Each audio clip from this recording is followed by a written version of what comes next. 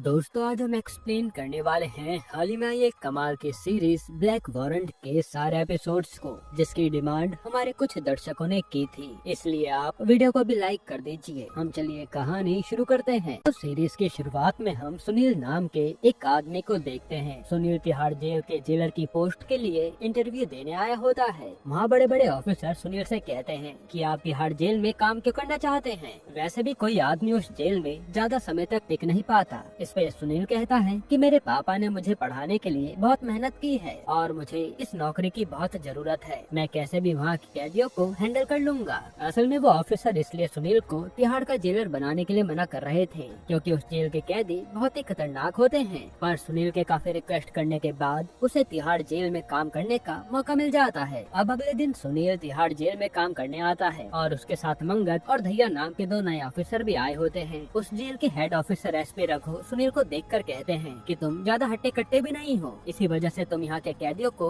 अच्छे से संभाल नहीं पाओगे। इतना कहकर वो सुनील को जेल से वापस घर जाने को कहते हैं। दूसरी तरफ रघु मंगत और दहिया को जेलर की पोस्ट दे देते हैं। तब सुनील नौकरी न पाकर काफी दुखी हो जाता है और सोच में पड़ जाता है कि वो आखिर घर जाकर अपने परिवार से क्या कहेगा। इतने में सुनील के पास शोभराज नाम का एक आदमी आता है और वो सुनील से कहता है कि अगर तुम इस जेल में सच में काम करना चाहते हो तो मैं एसपी सर से तुम्हारे लिए बात कर सकता हूँ। फिर सुनील के हाँ कहने पर शोभराज रघु से जाकर बात करता है और शोभराज की बात मानकर सुनील को जेलर की पोस्ट मिल जाती है। ये देखकर सुनील भी हैरान था कि ये शोभराज तो जेल का कैदी है, तो उसकी इस जेल में इतनी ज्यादा कैसे चल रही है। फिर सुनील मंगत और दहिया जेल के इंस्पेक्टर राजेश से जाकर मिलते हैं। वहाँ राजेश उन सभी को बताता है कि इस जेल के कैदी कोई मामूली कैदी नहीं है। ये सारे कैदी किसी भी इंसान की जान ले सकते हैं, इसलिए हमें हर वक्त चौकन्ना रहना होगा। फिर जब राजेश उन सभी से बात कर रहा होता है तभी जेल में सरजू और नीला नाम के दो कैदी आपस में लड़ने लगते हैं। तब राजेश उन दोनों कैदियों से पूछता है कि तुम दोनों आपस में किस बात पर लड़ रहे हो। इस पे सरजू कहता है कि मैंने जेल में एक सांप को मारा है, पर नीला सबसे कह रहा है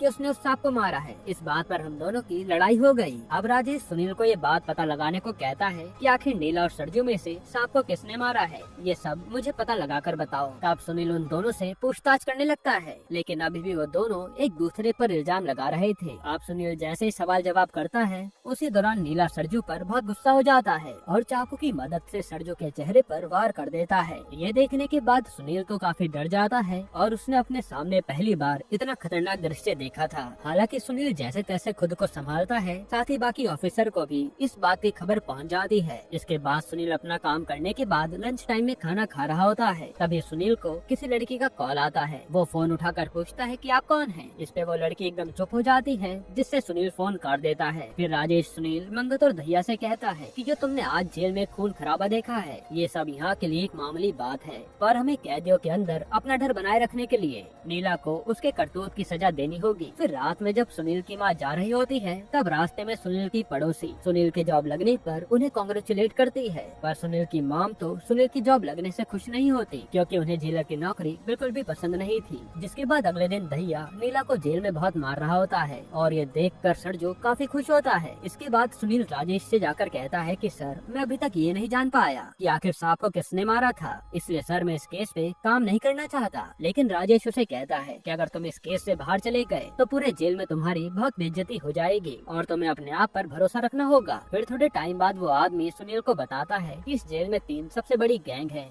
सबसे पहले गैंग का नाम है त्यागी गैंग और उनके लीडर का नाम है सनी। त्यागी गैंग जेल में गैर कानूनी काम किया करते हैं। दूसरी गैंग का नाम है हड्डी गैंग और उनके लीडर का नाम है अनिल राणा और तीसरी गैंग का नाम है सरदार गैंग, जिसमें सारे लोग सरदार हैं। फिर वो आदमी सुनील को शोभराज के बारे में भी बताता है कि शोभराज के पास जेल के सभी ऑफिसर के काले चिट्टे मौजूद हैं, इसी वजह से सब लोग उससे डर कर रहते हैं और उसकी बात भी मानते हैं। अब सुनील बाकी कैदी से जाकर पूछता है कि आखिर उस सांप को किसने मारा था। इसमें सभी लोग सुनील को बताते हैं कि उस कैदी को नीला ने मारा था। साथ ही सुनील सरजू से भी जाकर सारी सच्चाई पूछता है। वहाँ सरजू से कहता है कि जेल के कैदी नीला से डरते हैं, इसलिए सभी लोग नीला की साइड ले रहे हैं। ये सुनकर तो सुनील को कुछ भी समझ नहीं आता कि नीला सच बोल रहा है या सरजू। अब इसी बात का पता लगाने के लिए सुनील शोभराज के पास जाता है, क्योंकि शोभराज को जेल के अंदर होने वाली सारी चीजों की खबर होती थी। तब शोभराज सुनील से कहता है कि आप खुद एक ऑफिसर होकर मुझसे मदद मांगने आए हैं, मैं चाहकर भी इस मामले में आपकी कोई मदद नहीं कर सकता। जो सुनने के बाद सुनील वहाँ से चला जाता है। दूसरी तरफ न्यूज़पेपर में तिहाड़ जेल को लेकर एक नई खबर आती है और उसमें लिखा होता है कि तिहाड़ जेल में शोभराज राज सभी ऑफिसर को ब्लैकमेल किया करता है। इसी वजह से होम मिनिस्टर खुद तिहाड़ जेल की चेकिंग करने आने वाले हैं। ये देखकर एसपी रघु काफी चिंता में आ जाते हैं और वो अपने सभी ऑफिसर से कहते हैं कि हमें कैसे भी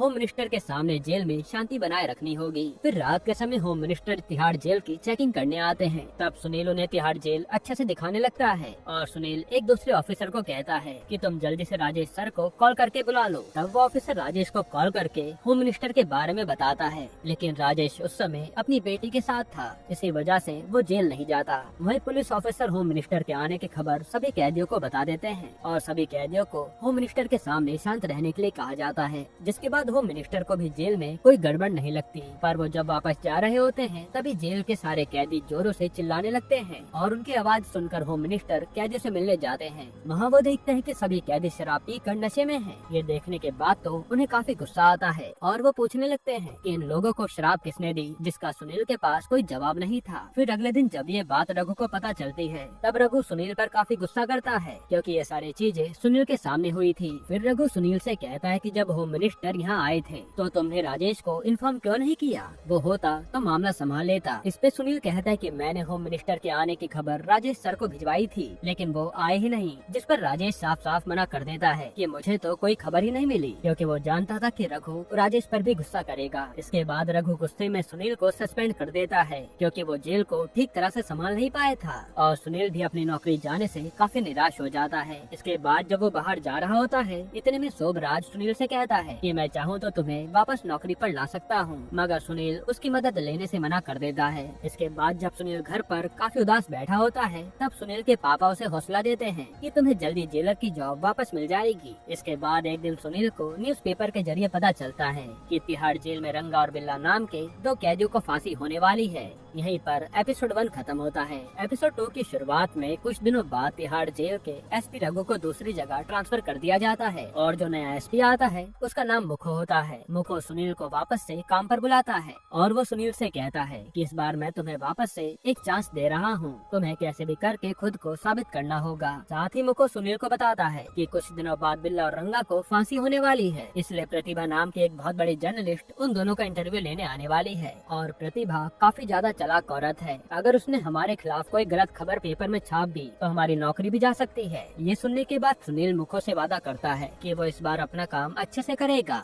फिर मुखो के जाने के बाद राजेश, दहिया, मंगत और सुनील से कहता है कि हमें फांसी तक रंगा और बिल्ला का अच्छे से ध्यान रखना होगा, क्योंकि मैं फांसी से पहले कोई गड़बड़ नहीं चाहता और प्रतिभा तुम सभी को अपने सवालों से बहकाने की कोशिश करेगी, इसलिए तुम उसकी बातों में मत आना। तब सुनील भी सोच लेता है कि वो कैसे भी उन दोनों के फांसी होने तक कोई गड़बड़ नहीं होने देगा। फिर सुनील उन दोनों की फांसी की सारी तैयारी अच्छे से करने लगता है और जेल में भी काफी समय बाद किसी कैदी को फांसी होने वाली थी। फिर अगले दिन प्रतिभा सुनील से कुछ सवाल पूछने के लिए जेल में आती है और वहाँ प्रतिभा सुनील से पूछती है कि रंगा और बिल्ला की फांसी की तैयारी कैसी चल रही है, आपको क्या लगता है कि उन दोनों में से असली गुनहगार कौन है। यहाँ सुनील प्रतिभा की बातें सुनकर समझ जाता है कि वो उसे अपनी बातों में घुमाने की कोशिश कर रही है। इस पे सुनील प्रतिभा से कहता है कि हम आपके सवालों के जवाब रिटर्न में लिख कर दे देंगे और वो प्रतिभा के काफी पूछने के बाद भी कुछ नहीं बताता। तब प्रतिभा कहते कि मैं अभी तो जा रही हूँ, लेकिन मैं रंगा और बिल्ला का इंटरव्यू लेने जरूर आऊंगी। और दोस्तों मैं आपको बताना भूल गया कि ये पूरी कहानी 1970s के टाइम की है, जब ज्यादा टेक्नोलॉजी नहीं थी और लोग न्यूज़पेपर के जरिए खबर जाना करते थे। खैर फिर प्रतिभा के जाने के बाद सुनील अपने कैबिन में काम कर रहा होता है, तभी जेल में रखे फोन पर प्रिया नाम की लड़की का कॉल आता है, जो सुनील से कहती है कि क्या आप मेरे दोस्त बनोगे, मैं तो बस ऐसे नंबर डायल कर रही थी और बताओ जेल में फोन लग गया। जिसपे सुनील पूछता है कि आखिर तुम हो कौन और मेरी दोस्त बनना क्या चाहती हो। इस पे प्रिया उसे बताती है कि मुझे आपकी आवाज बहुत पसंद है और शायद आप जेल में कोई ओहदे पर होंगे। तब सुनील भी मुस्कुराता है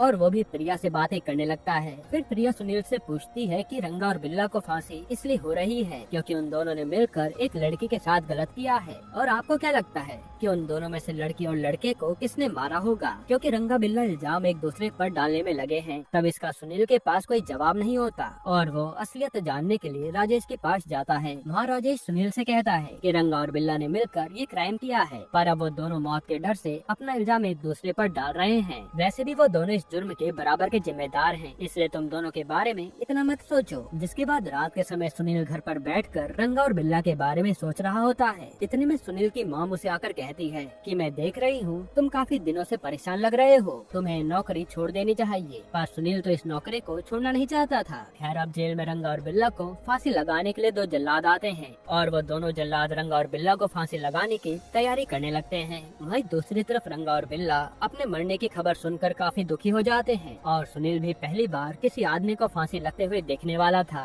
इसलिए वो भी काफी डरा हुआ था। फिर रात के समय प्रतिभा जेल में रंगा और बिल्ला का इंटरव्यू लेने आती है, पर सुनील प्रतिभा को हैंडल करना जानता था। वो प्रतिभा से कहता है कि आप इंटरव्यू के दौरान रंगा और बिल्ला से कोई पर्सनल सवाल नहीं पूछ सकती। तब प्रतिभा उन दोनों से इंटरव्यू लेने जाती है और बिल्ला से जाकर पूछती है कि मुझे सब सच बता दो। इसमें बिल्ला उसे बताता है कि उस दिन उन दोनों बच्चों को रंगा ने मारा था। मैं चाहकर भी रंगा को रोक नहीं पाया, लेकिन रंगा ने पुलिस के सामने झूठ कहा था कि मैंने भी उसका इस काम में साथ दिया था, बल्कि मैं तो पूरी तरह से बेकसूर हूँ। फिर प्रतिभा रंगा से पूछती है कि क्या तुम्हारे साथ जेल में सही बर्ताव होता है। ये सुनकर सुनील प्रतिभा से कहता है कि आप जेल के बारे में कैदी से पूछ नहीं सकती, हम लोग सभी कैदियों के साथ अच्छे से बर्ताव करते हैं। हालांकि सुनील समझ जाता है कि ये प्रतिभा और भी कुछ सवाल पूछने वाली है, इसलिए वो कह देती है कि अब इंटरव्यू का समय खत्म हुआ और वो प्रतिभा को वहाँ से जाने के लिए कह देता है। तब प्रतिभा जाने से पहले कहती है कि मुझे लगता है कि रंगा और बिल्ला बेकसूर हैं, मुझे उनकी आंखों में सच दिखाई दे रहा है। पर सुनील प्रतिभा की बातों पर ज्यादा ध्यान नहीं देता। अब अगले दिन तिहाड़ जेल में रंगा और बिल्ला को फांसी के लिए लेकर जा रहे होते हैं और ये दोनों ही काफी चिल्ला रहे थे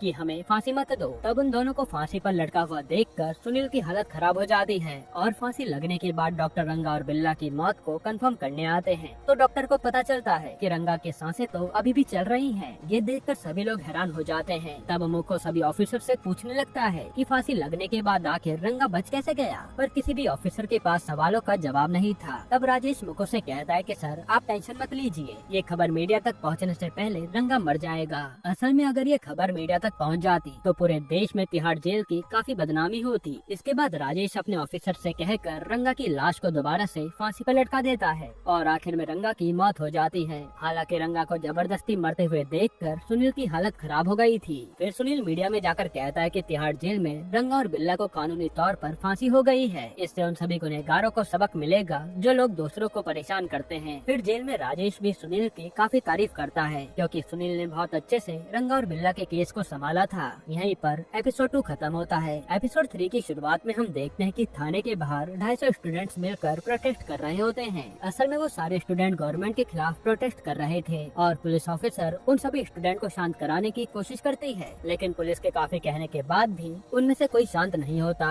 इसलिए पुलिस को मजबूरन उन सभी स्टूडेंट को तिहाड़ जेल में डालना पड़ता है। लेकिन जेल के अंदर भी वो सारे स्टूडेंट नारेबाजी कर रहे थे। उधर राजेश ऑफिसर को बताता है कि हमें उन सभी स्टूडेंट का अच्छे से ध्यान रखना होगा, क्योंकि अगर इन्हें कुछ भी हो गया तो सारी जिम्मेदारी हम पर आएगी। इसलिए राजेश उन सभी स्टूडेंट की जिम्मेदारी मंगत के हाथों में सौंप देता है। फिर मंगत और सुनील मिलकर स्टूडेंट को जेल में शांत करा रहे होते हैं, पर उनमें से कोई भी चुप होने का नाम नहीं ले रहा होता। तभी दहिया सुनील से कहता है कि अगर स्टूडेंट को शांत कराना है तो हमें थोड़ा सख्त होना पड़ेगा, वरना कोई भी हमसे नहीं डरेगा। फिर दहिया इतना कहने के बाद सभी स्टूडेंट पर जोर से चिल्लाता है और उसके डर से सारे स्टूडेंट शांत हो जाते हैं। फिर जब सुनील खाना खा रहा होता है तभी दहिया और मंगत सुनील से आकर कहते हैं कि हमें पता है कि तुम रात में प्रिया नाम की लड़की से बात करते हो, और ये कहकर वो दोनों उसका मजाक उड़ाने लगते हैं। पर सुनील उन दोनों से कहता है कि प्रिया मेरी सिर्फ एक दोस्त है, हम दोनों के बीच में ऐसा कुछ भी नहीं है। इसके बाद हम देखते हैं कि दहिया भी किसी लड़की से कॉल पर बात करने लगता है और वो लड़की कौन है ये हमें आगे पता चल जाएगा। इसके बाद हम जेल में स्टूडेंट्स को देखते हैं, वो सभी आपस में मिलकर जेल से भागने का प्लान बना रहे होते हैं। इतने में उनके पास गर्वित नाम का एक लड़का आता है और वो उन सभी से कहता है कि तुम कभी भी इस जेल से नहीं भाग पाओगे, क्योंकि इस जेल के चारों तरफ खड़ी सिक्योरिटी है। फिर अगले दिन मुखो सभी ऑफिसर से कहता है कि कोर्ट ने मकबूल भट्ट को दूसरे वार्ड में रखने का ऑर्डर दिया है। असल में मकबूल एक बहुत बड़ा आतंकवादी था, इसलिए गवर्नमेंट मकबूल से काफी खुफिया बातें जानना चाहती थी। साथ ही वो कहता है कि करतार और उजागर नाम के 2 भाइयों को भी दूसरे वार्ड में शिफ्ट करना है। तब मुखो के कहने पर सुनील मकबूल को दूसरे वार्ड में लेकर जाता है और फिर सुनील वहाँ गर्वित से मिलता है। तो गर्वित उसे बताता है कि सारे स्टूडेंट्स जेल से भागने का प्लान बना रहे हैं, लेकिन इन्हें ये नहीं पता कि यहाँ से भागना नामुमकिन है, जो सुनकर सुनील भी हंसने लगता है। फिर उन सभी स्टूडेंट्स के पेरेंट्स अपने बच्चों से मिलने जेल में आते हैं और पुलिस उन सभी पेरेंट्स को एक एक करके अपने बच्चों से मिलने भेजती है। इतने में जेल के शेफ सैनी सुनील के पास किचन के सामान की लिस्ट लेकर आते हैं और वहाँ सैनी उसे बताते हैं कि करतार और उजागर दोनों बहुत अच्छे इंसान हैं और जैन नाम के आदमी ने उन दोनों भाइयों से अपनी पत्नी का खून कराया था। और जैन एक शैतान है। हालांकि जैन के खिलाफ कोई भी सबूत न होने के कारण करतार और उजागर को जेल में सजा काटनी पड़ रही है। साथ ही वो कहता है कि तिहाड़ जेल में सभी कैदियों की अपनी अपनी कहानी है। कुछ कैदी तो बिना गलती किए जेल में सजा काट रहे हैं और इसी जेल में कुछ कैदियों को राजा की तरह रखा जाता है, जिनके पास काफी सारा पैसा है। जो सुनकर सुनील को भी काफी दुख होता है। जिसके बाद रात के समय जेल का सायरन एकदम से बजने लगता है और सारे ऑफिसर वहाँ इकट्ठा होते हैं। मुको उन सभी ऑफिसर को बताता है कि हमारे जेल से 180 स्टूडेंट्स गायब हैं और उन सभी स्टूडेंट की जिम्मेदारी मंगत पर थी। इसलिए मंगत को कैसे भी करके सच्चाई पता लगानी होगी, वरना मंगत की हमेशा के लिए जॉब चली जाएगी। ये सुनकर मंगत काफी परेशान हो जाता है और वो जल्दी से जाकर बाकी स्टूडेंट्स के बारे में पूछता है, पर कोई भी स्टूडेंट उसे कुछ नहीं बताता। दूसरी तरफ राजेश सिक्योरिटी गार्ड से पूछता है कि आखिर तुम्हारे रहते हुए स्टूडेंट जेल से कैसे भागे, पर सिक्योरिटी गार्ड के पास भी कोई जवाब नहीं होता। अब भैया सुनील से आकर कहता है कि हमें मंगत की नौकरी बचाने के लिए सच्चाई का पता लगाना होगा। और यहाँ सुनील को भी स्टूडेंट के भागने का राज समझ नहीं आ रहा था, इसलिए वो मदद मांगने के लिए शोभराज के पास जाता है। वहाँ शोभराज उसे कहता है कि हर बार कैदी जेल की दीवार टाप कर नहीं भागते, कभी कभी छोटी चीजों से भी बड़े काम किए जा सकते हैं। आप अपने दिमाग पर जोर लगाइए और आपको जवाब मिल जाएगा। तब शोभराज की बातें सुनने के बाद सुनील को एक आइडिया आता है और वो बाकी स्टूडेंट के पास जाता है। वहाँ वो अंशुल नाम के एक स्टूडेंट को अकेले में ले जाकर कहता है कि मैं जानता हूँ तुम्हें वो 180 स्टूडेंट के भागने के प्लान के बारे में पता है।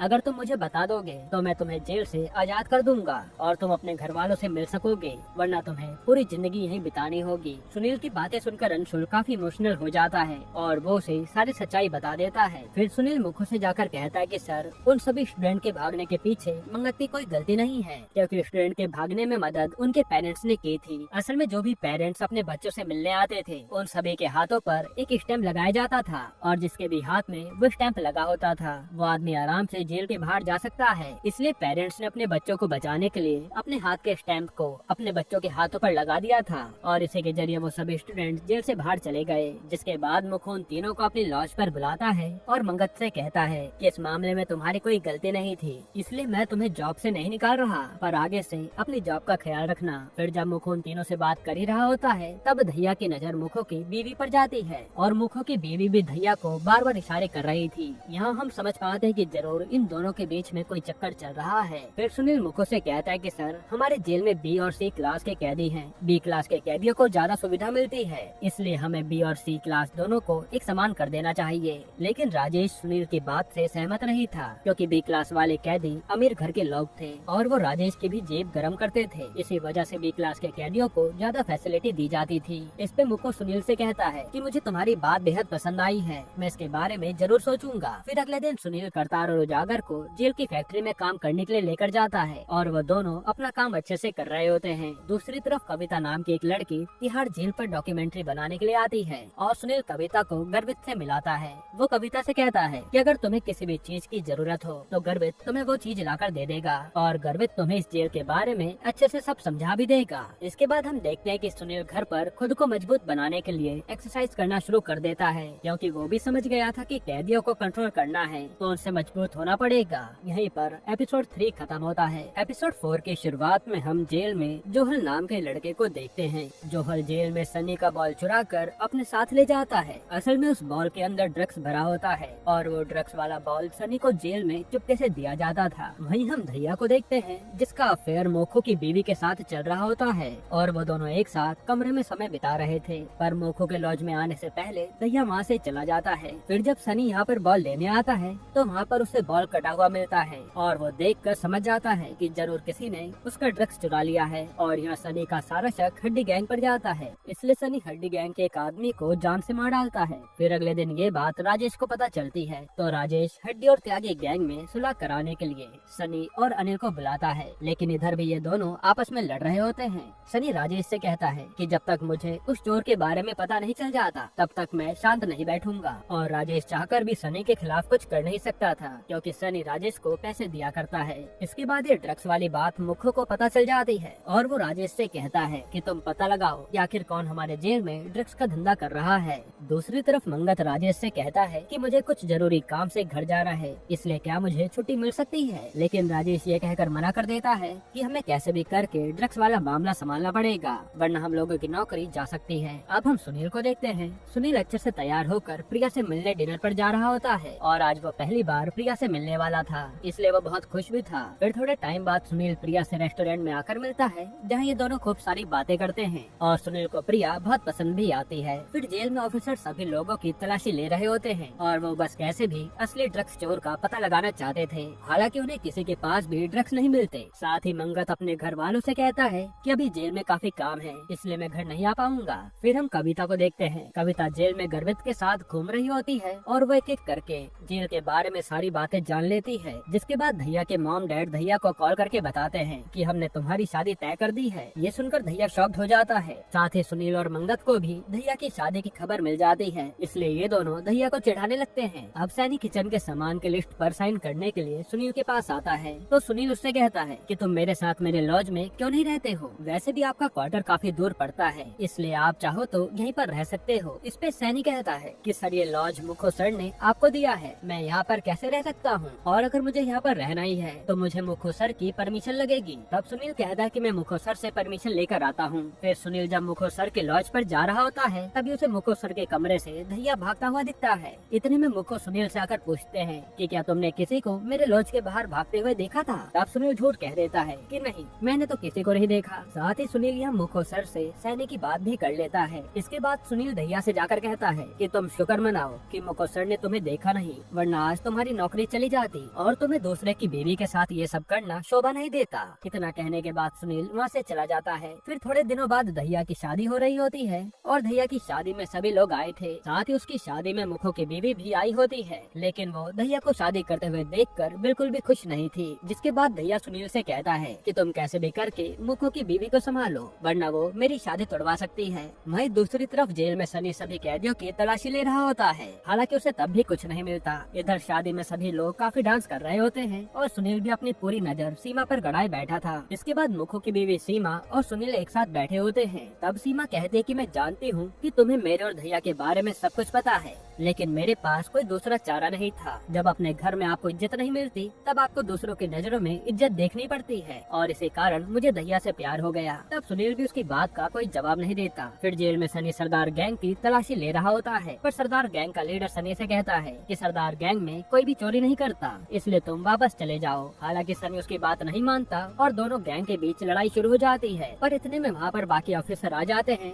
और इन सबको अपने अपने जेल में जाना पड़ता है। फिर अगले दिन राजेश तीनों गैंग के लीडर को ऑफिस में बुलाता है और वो तीनों से कहता है कि तुम लोगों को आपस में दोस्ती कर लेनी चाहिए। इस पे सनी कहता है कि हमारे बीच दोस्ती कभी नहीं हो सकती और मैं उस चोर को जिंदगी भर माफ नहीं करूंगा। यहाँ सरदार गैंग और हड्डी गैंग भी एक दूसरे से दोस्ती करना नहीं चाहते थे। जिसके बाद हम मार्केट में सुनील को देखते हैं, जो एक दुकान से सोने के झुमके खरीद रहा होता है। असल में ये झुमके सुनील ने धैया के लिए खरीदा था, क्योंकि धैया सीमा को ये झुमके देखकर अपनी बात को रफा दफा करना चाहता था। पर सीमा धैया से कहती है कि तुम्हें अगर दूर जाना है तो चले जाओ, अब मेरे पास मत आना, और वो झुमके लेने से भी मना कर देती है। फिर जब रात में मुखो घर आता है, तब उसे घर में वो झुमके मिलते हैं और वो उस झुमके के बॉक्स पर दुकान का नाम देख लेता है। फिर मुखो अगले दिन वो झुमके लेकर दुकानदार के पास जाता है और पता चलता है कि दुकानदार ने वो झुमके सुनील नाम के लड़के को बेचे थे। फिर मुखो सुनील को अपने कैबिन में बुलाता है और उससे कहता है कि मैं जानता हूँ तुम्हारे और मेरी बीवी के बीच में कुछ चल रहा है। तुमने मेरी बीवी को झुमका दिया था ना, मैं भी तुम्हें एक गिफ्ट देना चाहता हूँ। तुम सुबह तक नौकरी से रिजाइन कर दो,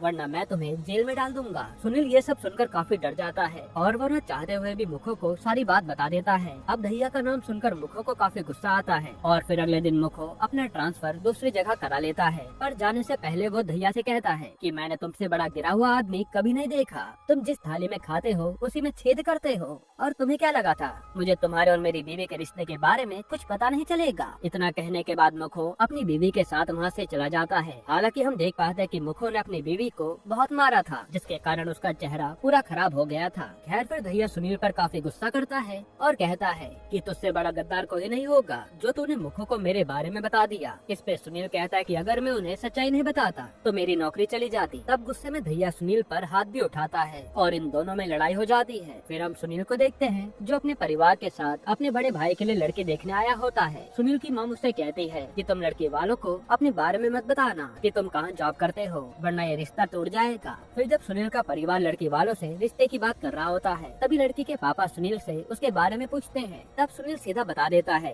कि मैं तो तिहाड़ जेल में काम करता हूँ और मेरी वजह से मेरे बड़े भाई की शादी में कोई दिक्कत नहीं आएगी। इतना कहने के बाद वो वहाँ से चला जाता है। यहीं पर एपिसोड 4 खत्म होता है। एपिसोड 5 की शुरुआत में हम देखते हैं कि पुलिस ऑफिसर जैन से पूछते हैं कि आखिर करतार और उजागर ने तुम्हारी बीवी को कैसे मारा था। इस पे जैन बताता है कि मैं अपनी बीवी के साथ कार से कहीं जा रहा था, तभी रास्ते में उन दोनों भाइयों ने मिलकर मेरी बीवी को मार डाला। हालांकि हम देख पाते हैं कि जैन को अपनी बीवी की मौत से कोई दुख नहीं था। दूसरी तरफ सुनील कलेक्टर से मिलने जाता है और वह उनसे कहता है कि करतार और उजागर बहुत अच्छे इंसान हैं, मैं उन दोनों की मदद करना चाहता हूँ। फिर हम नए एसपी को देखते हैं। एसपी सर सभी ऑफिसर से कहते हैं कि कुछ दिनों बाद जेल में ऑडिटर आने वाले हैं, इसलिए कोई भी उस समय गायब नहीं रहेगा और मुझे एक एक पैसे का हिसाब चाहिए। फिर रात के समय रेस्टोरेंट में राजेश अपने परिवार के साथ खाना खा रहा होता है, पर राजेश की बीवी काफी ज्यादा दुखी थी क्योंकि राजेश हफ्ते में एक बार ही अपने घर आता था। वो राजेश से कहते कि तुम जब से ये जॉब कर रहे हो तब से तुम हमें पूरी तरह से भूल चुके हो। तब राजेश कहता है कि मैं कोई मामूली इंसान नहीं हूँ, हम पुलिस वालों को हर समय कैदियों पर ध्यान रखना पड़ता है और मैं चाहकर भी अपने काम से पीछे नहीं हट सकता।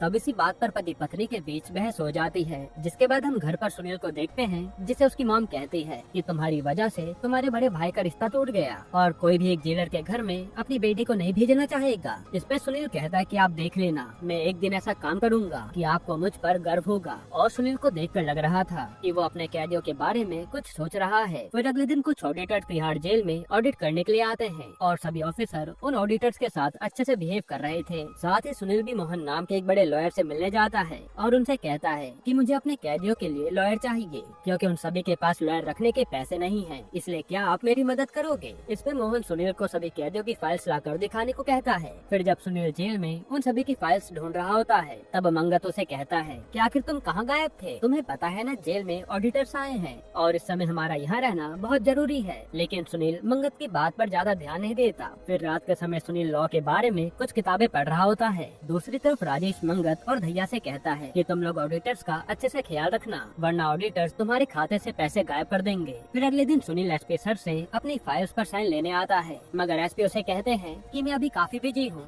तुम बाद में साइन लेने आ जाना। तब सुनील फाइल पर साइन लेने के लिए कलेक्टर के पास पहुँच जाता है तो कलेक्टर उससे कहते हैं कि आखिर तुम्हें इस फाइल्स का क्या करना है। इस पे सुनील उन्हें बताता है कि मैं सारे कैदियों के लिए लॉयर रखना चाहता हूँ, इससे सभी कैदी अपने हक के लिए लड़ सकेंगे। जिसके बाद रात के समय सुनील घर जा रहा होता है, तभी रास्ते में सुनील की आंटी उसे कहती है कि तुम बहुत ही मेहनती इंसान हो और मैं देख रही हूँ कि आजकल तुम बहुत ही ज्यादा सीरियस रहने लगे हो। इस पे सुनील कहता है कि पुलिस वालों को हर समय अपने काम को लेकर चौकन्ना रहना पड़ता है। फिर अगले दिन सनी देखता है कि उसकी ड्रग्स वाली बॉल जोहल चुरा रहा होता है। इस पे वो जोहल को पकड़कर बहुत मारने लगता है। तभी यहाँ पर हड्डी गैंग और सरदार गैंग के बीच भयंकर लड़ाई होती है और इनकी लड़ाई को शांत कराने के लिए पुलिस वालों को बीच में आना पड़ता है। फिर रात में अनिल सनी से कहता है कि अगर हमें सरदार को हराना है तो हम दोनों को एक होना पड़ेगा, वरना सरदार लोग हमेशा हमारे काम में टांग अड़ाते रहेंगे। इसके बाद हम देखते हैं कि जेल में ऑडिटर्स का काम लगभग खत्म होने वाला होता है और राजेश सभी ऑडिटर्स का अच्छे से ध्यान रख रहा था। इधर रेस्टोरेंट में सुनील प्रिया के साथ बैठकर डिनर कर रहा होता है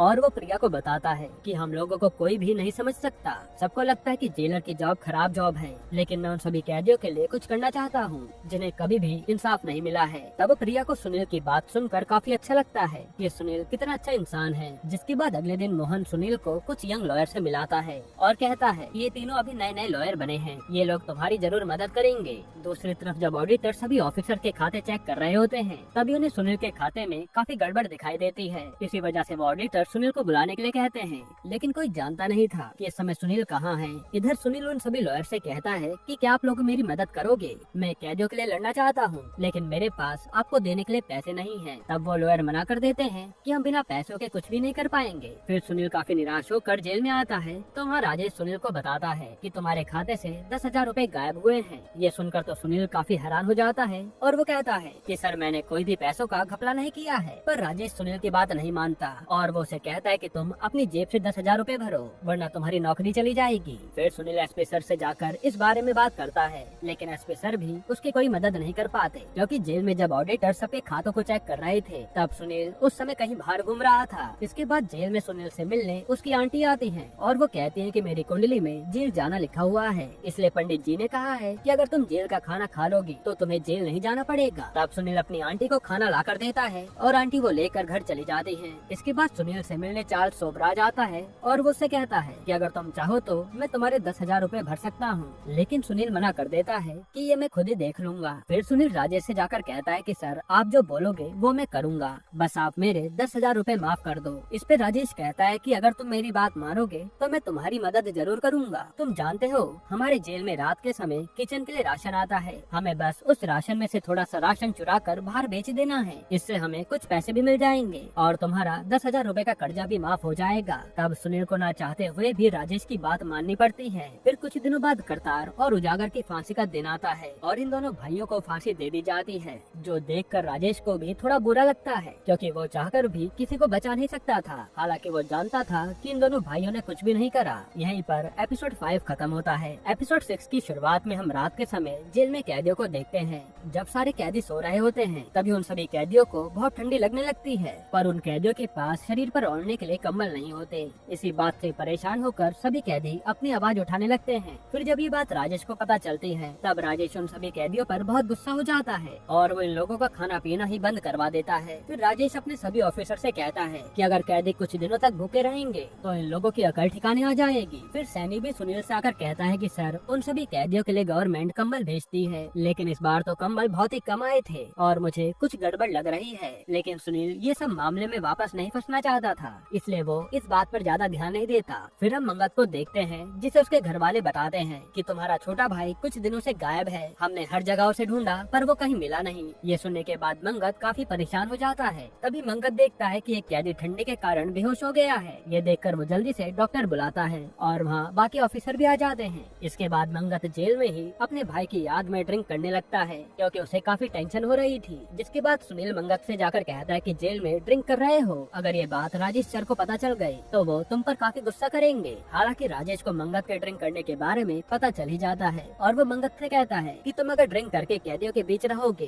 तो मौके का फायदा उठाकर वो तुम्हें भी मार डालेंगे। तभी सुनील राजेश से कहता है कि सर हमें कैदियों के लिए कंबल लेकर आने चाहिए। इस पे राजेश कहता है कि हम कहां से कंबल लाएंगे, हमें खुद गवर्नमेंट पैसे देती है, इसलिए गवर्नमेंट ही कैदियों को कंबल दे सकती है, इसमें हमारा कोई रोल नहीं है। फिर सुनील प्रिया के साथ बाहर घूम रहा होता है और वो प्रिया से कहता है कि मुझे समझ नहीं आ रहा मैं कैसे कैदियों की मदद करूं। इस पे प्रिया कहते कि मैं तुम्हारे इस काम में मदद कर सकती हूं, पर सुनील को प्रिया की बातों पर यकीन नहीं होता। फिर हम गर्वित को देखते हैं जो जेल में सुनील से बात करके कविता से मिलने रेस्टोरेंट में आया होता है। तो कविता उससे पूछती है कि आखिर तुम्हें किस जुर्म में अरेस्ट किया गया था। इस पे गर्वित उसे सच बता देता है कि मैंने गुस्से में एक आदमी को चाकू मार दिया था जिससे उसकी मौत हो गई। ये सुनने के बाद कविता काफी डर जाती है और वो उससे ज्यादा बात नहीं कर पाती। जिसके बाद गर्वित उदास होकर वापस जेल में आ जाता है। हालांकि तभी गर्वित को एक खुफिया खबर मिलती है कि जेल की फैक्ट्री में कुछ लोग हथियार बना रहे हैं। तब गर्वित ये बात सीधा सुनील को बताता है और सुनील भी ये सुनकर हैरान हो जाता है। जिसके बाद सुनील राजेश के ऑर्डर पर फैक्ट्री में रेड मारता है और फैक्ट्री में कुछ लोग गैर कानूनी हथियार बनाते हुए पकड़े जाते हैं। तब वो लोग बताते हैं कि हम लोग ये हथियार सनी और अनिल के कहने पर बना रहे थे। फिर जब ये बात एसपी सर को पता चलती है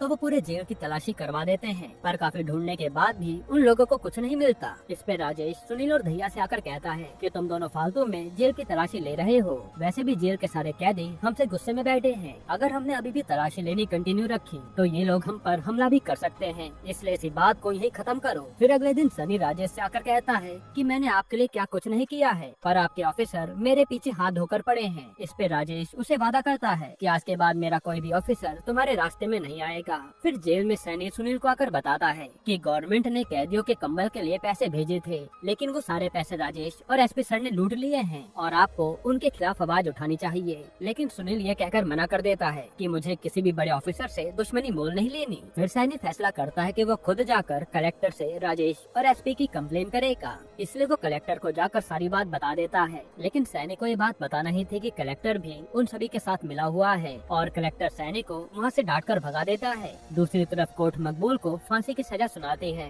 क्योंकि मकबूल के आदमियों ने इंडिया पर टेररिस्ट अटैक किया था। जिसके बाद श्रॉफ नाम का एक बहुत बड़ा लॉयर सुनील से आकर मिलता है और वो कहता है कि मुझे प्रिया ने आपकी मदद करने के लिए भेजा है। मैं जानता हूँ कि आप कैदियों की लीगल तरीके से मदद करना चाहते हो, जो सुनकर सुनील बहुत खुश हो जाता है। फिर श्रॉफ सारे कैदियों की फाइल देखने के बाद सुनील से कहता है कि हम लोग कैदियों के लिए एक लीगल क्लिनिक खोलेंगे जिसमें उन कैदियों को इंसाफ दिलाया जाएगा। जो सुनकर सुनील भी रेडी हो जाता है। फिर रात के समय मकबूल को फांसी देने के लिए जल्लाद आते हैं और थोड़े समय में मकबूल को फांसी दे दी जाती है। दूसरी तरफ सैनी भी अपने कमरे में काफी उदास बैठा था क्योंकि अब कोई भी उसकी मदद करने के लिए तैयार नहीं था।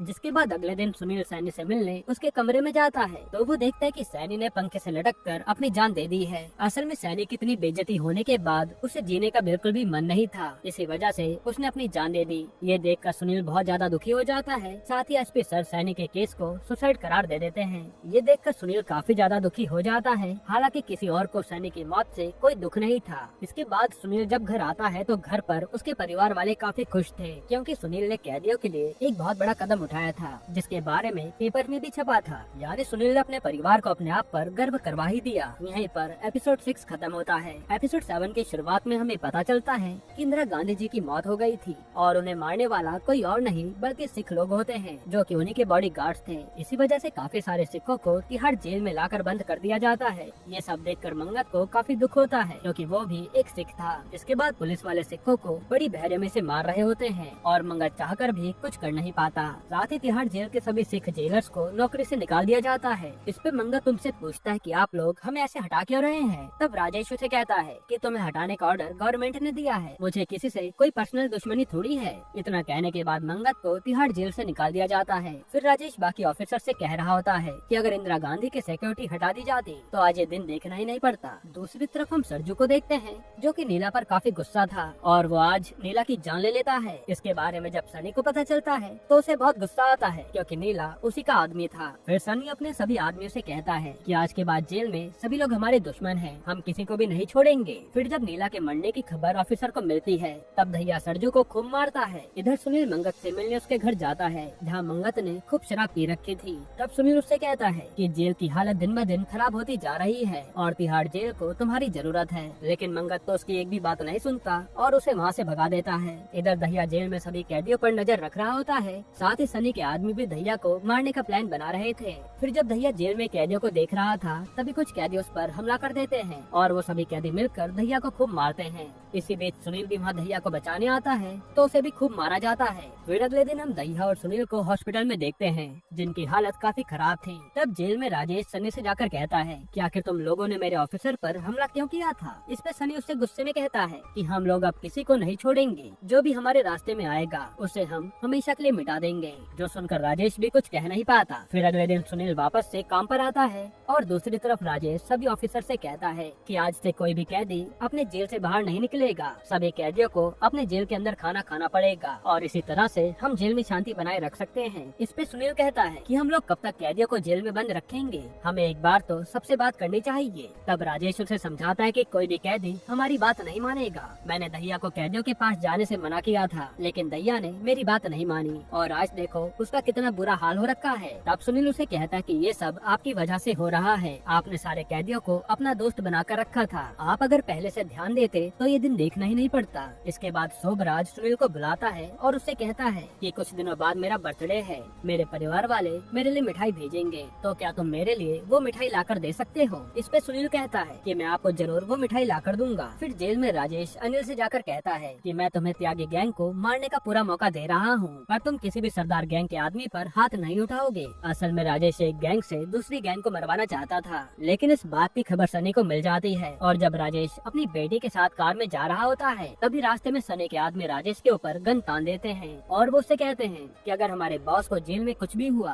तो हम तुम्हारे परिवार को मार डालेंगे। ये देखकर राजेश काफी ज्यादा डर जाता है और थोड़े टाइम बाद राजेश की पत्नी आकर अपनी बेटी को राजेश के पास से ले जा लेती है, जो बात राजेश को अच्छी नहीं लगती। फिर सुनील दहिया से जाकर कहता है कि हम दोनों को वापस से दोस्त बन जाना चाहिए क्योंकि जब तक हम एक साथ काम नहीं करेंगे तब तक जेल में कुछ भी ठीक नहीं हो पाएगा। जिसके बाद ये दोनों दोस्ती कर लेते हैं। इसके बाद वो लोग त्यागी गैंग को तोड़ने के लिए एक अच्छा सा प्लान बनाते हैं और वो लोग सबसे पहले मंगत को जाकर कहते हैं कि तिहाड़ जेल को तुम्हारी जरूरत है, इसलिए तुम्हें हमारे साथ चलना होगा। तब मंगत भी उनकी बात मान लेता है और असल में मंगत की मदद से वो लोग सरदार गैंग को शांत कराते हैं क्योंकि सरदार गैंग के लोग बस मंगत की बात ही सुनते थे। साथ ही वो लोग सनी को दूसरे शहर के जेल में ट्रांसफर करने का प्लान बनाते हैं क्योंकि अगर सनी जेल में नहीं होगा तो उसकी पूरी गैंग ही खत्म हो जाएगी। फिर वो लोग सभी कैदियों को अपनी तरफ लाने के लिए उन्हें काफी सुविधाएं भी देते हैं, जिससे सारे कैदी उनकी बात मानने लगते हैं। वहीं मंगत भी सभी कैदियों की मदद से त्यागी गैंग के छुपाए हुए हथियार ढूंढ लेता है। फिर जब सनी को दूसरी जेल में शिफ्ट कर दिया जाता है तो त्यागी गैंग पूरी तरह से खत्म हो जाती है, जिसके बाद सारे कैदियों को अलग अलग जेल में डाल दिया जाता है और इन सभी का पूरा ग्रुप टूट जाता है। अब शुरुआत में तो हम देखते हैं कि सभी कैदी एक दूसरे से काफी लड़ रहे थे, लेकिन समय के साथ जेल का माहौल ठीक होने लगता है और सारे कैदी अकेला होने के कारण शांत हो जाते हैं। जिसके बाद एक दिन सुनील प्रिया को कॉल करता है और उससे कहता है कि तुम्हारा शुक्रिया, तुम्हारी वजह से कैदियों को लॉयर मिल रहे हैं। इस पे प्रिया कहती है कि मैंने तुम्हारी मदद कर दी है, लेकिन तुम मुझसे एक बार भी मिलने नहीं आए, तुम्हारे पास मेरे लिए बिल्कुल टाइम नहीं है। और इसी बात को लेकर प्रिया सुनील पर गुस्सा करने लगती है। फिर अगले दिन से जेल में सब कुछ ठीक हो जाता है और जेल में हर जगह शांति बनी हुई थी। जिसके थोड़े टाइम बाद भैया के बेबी को एक बेटी होती है, जिसे देखकर ये लोग बहुत खुश होते हैं। दूसरी तरफ हम गर्वित को देखते हैं, जिससे मिलने कविता आती है और कविता को भी गर्वित से प्यार हो गया था। इसके बाद सभी लोग जेल में खुशी खुशी रह रहे होते हैं और सुनील भी तिहाड़ जेल में इतनी शांति देखकर काफी खुश था, क्योंकि आखिरकार सुनील की सारी मेहनत रंग ला रही थी। अब सीन चेंज होता है और हम जेल में सभी ऑफिसर्स को बेहोश देखते हैं। असल में सभी ऑफिसर ने शोभराज के दिए लड्डू खा लिए थे, जिससे वो बेहोश हो गए और उन लड्डू में शोभराज ने बेहोशी की दवाई मिला रखी थी, जिसका फायदा उठाकर शोभराज जेल से भाग जाता है। यहीं पर ये वेब सीरीज खत्म होती है। दोस्तों, आपको ये वेब सीरीज कैसी लगी हमें कमेंट में जरूर बताइए।